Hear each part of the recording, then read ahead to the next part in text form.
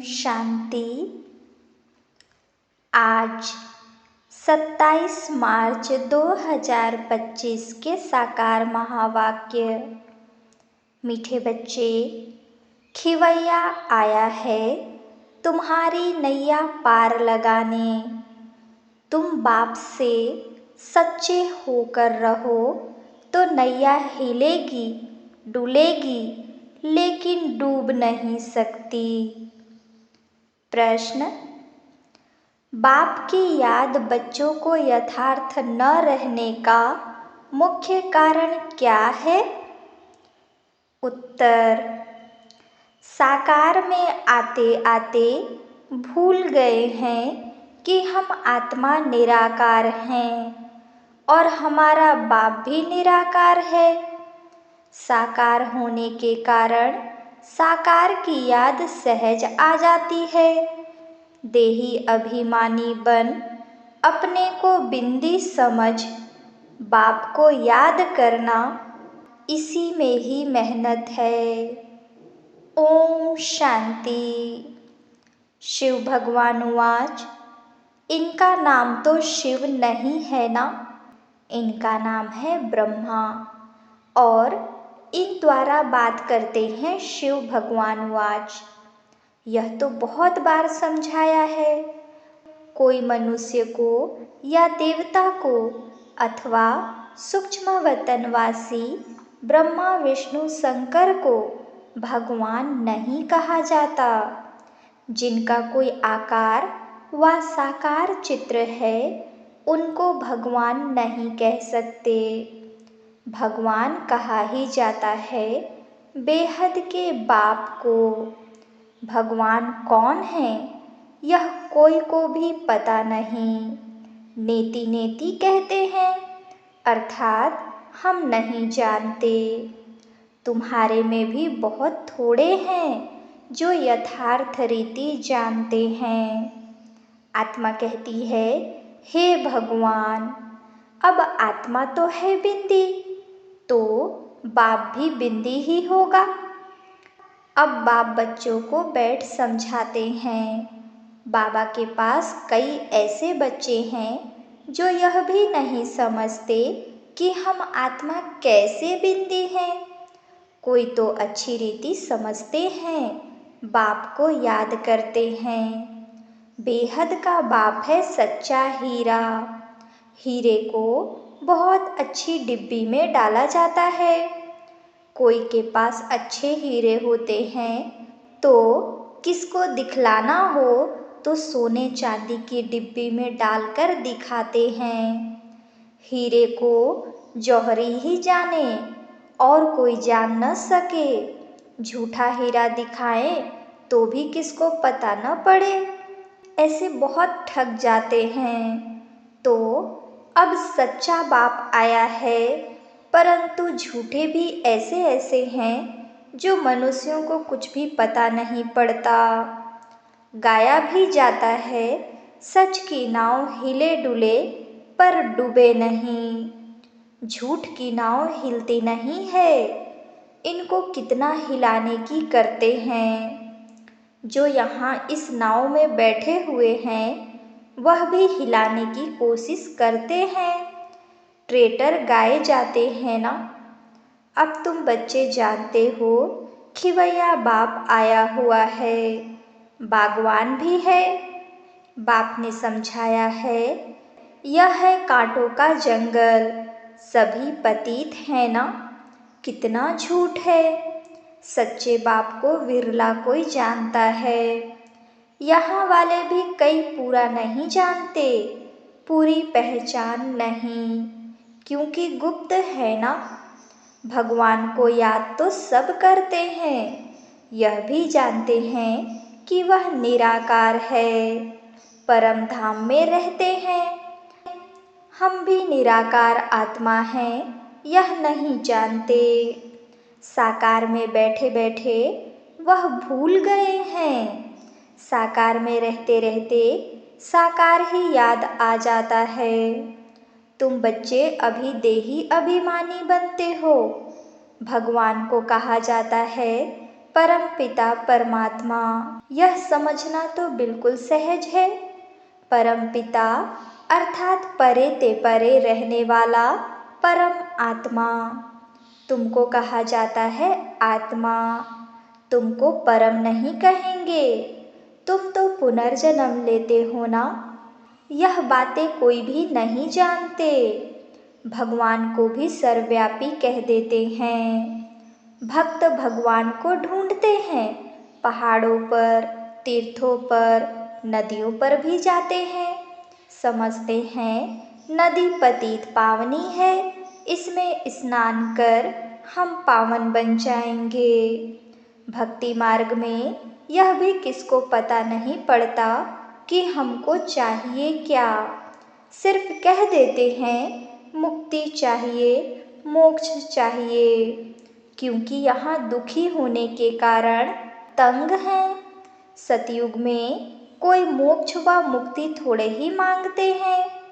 वहाँ भगवान को कोई बुलाते नहीं, यहाँ दुखी होने के कारण बुलाते हैं। भक्ति से कोई का दुख हर नहीं सकते। भल कोई सारा दिन राम राम बैठ जपे तो भी दुख हर नहीं सकते। यह है ये रावण राज्य। दुख तो गले से जैसे बांधा हुआ है। गाते भी हैं दुख में सिमरन सब करे, सुख में करे न कोई। इसका मतलब जरूर सुख था, अब दुख है। सुख था सतयुग में, दुख है अभी कलयुग में। इसलिए इसको कांटों का जंगल कहा जाता है। पहला नंबर है देह अभिमान का कांटा, फिर है काम का कांटा। अभी बाप समझाते हैं, तुम इन आँखों से जो कुछ देखते हो वह विनाश होने का है। अब तुमको चलना है शांति धाम। अपने घर को और राजधानी को याद करो। घर की याद के साथ साथ बाप की याद भी जरूरी है, क्योंकि घर कोई पतित पावन नहीं है। तुम पतित पावन बाप को कहते हो, तो बाप को ही याद करना पड़े। वह कहते हैं माँ में कम याद करो, मुझे ही बुलाते हो ना बाबा, आकर पावन बनाओ। ज्ञान का सागर है तो जरूर मुख से आकर समझाना पड़े। प्रेरणा तो नहीं करेंगे। एक तरफ शिव जयंती भी मनाते हैं, दूसरे तरफ फिर कहते नाम रूप से न्यारा है। नाम रूप से न्यारी चीज तो कोई होती नहीं। फिर कह देते ठिक्कर भीतर सब में है। अनेक मत है ना। बाप समझाते हैं तुमको 5 विकारों रूपी रावण ने तुच्छ बुद्धि बना दिया है। इसलिए देवताओं के आगे जाकर नमस्ते करते हैं। कोई तो नास्तिक होते हैं, किसको भी मानते नहीं।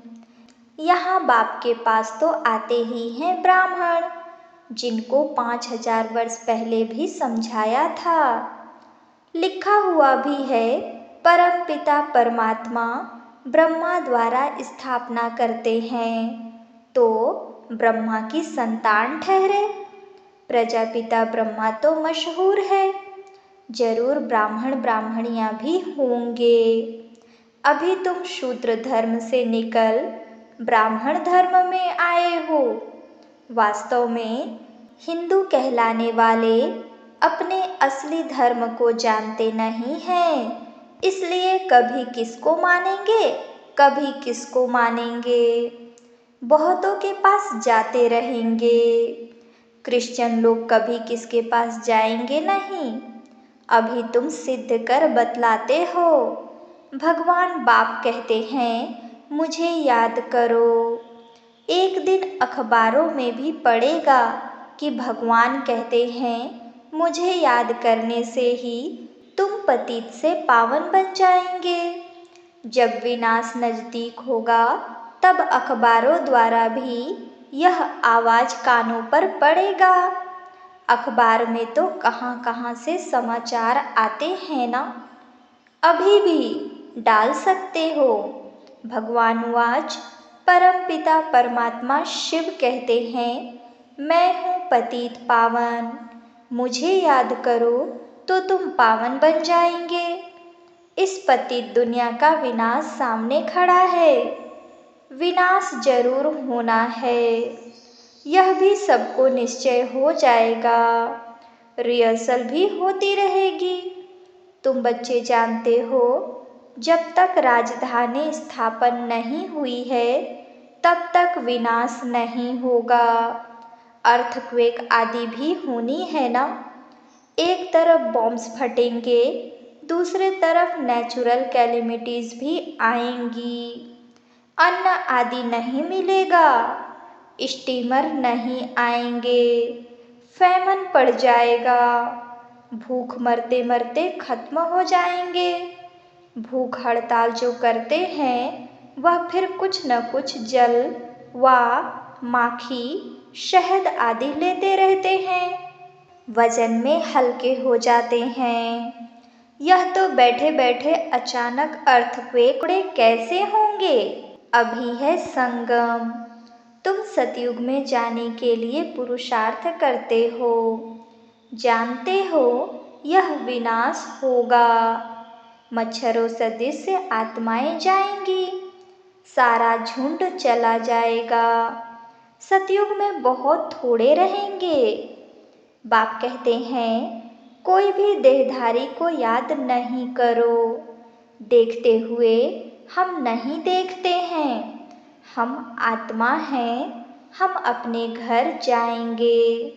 खुशी से पुराना शरीर छोड़ देना है। अपने शांति धाम को याद करते रहेंगे तो अंतमति सोगति हो जाएगी।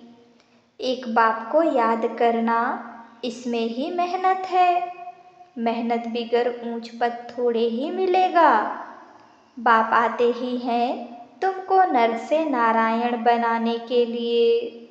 अब इस पुरानी दुनिया में कोई चैन नहीं है। चैन है ही शांति धाम और सुख धाम में। यहाँ तो घर घर में अशांति है, मारपीट है। बाप कहते हैं, अब इस छीछी दुनिया को भूलो। मीठे मीठे बच्चों, मैं तुम्हारे लिए स्वर्ग की स्थापना करने आया हूँ। इस नरक में तुम पतित बन पड़े हो, अब स्वर्ग में चलना है। अब बाप को और स्वर्ग को याद करो तो अंतमति सोगति हो जाएगी। शादी आदि में भल जाओ, परंतु याद बाप को करो। नॉलेज सारी बुद्धि में रहनी चाहिए। भल घर में रहो, बच्चों आदि की संभाल करो, परंतु बुद्धि में याद रखो, बाबा का फरमान है, मुझे याद करो।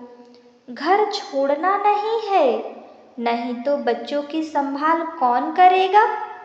भक्त लोग घर में रहते हैं, गृहस्थ व्यवहार में रहते हैं, फिर भी भक्त कहा जाता है, क्योंकि भक्ति करते हैं, घर बार संभालते हैं। विकार में जाते हैं तो भी गुरु लोग उनको कहते हैं, श्री कृष्ण को याद करो तो उन जैसा बच्चा होगा।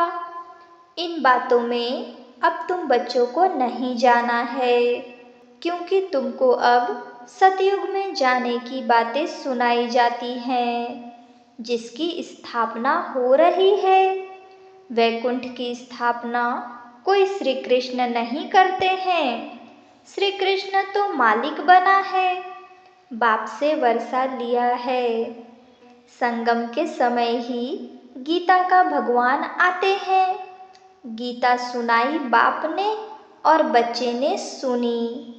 भक्ति मार्ग में फिर बाप के बदले बच्चे का नाम डाल दिया है।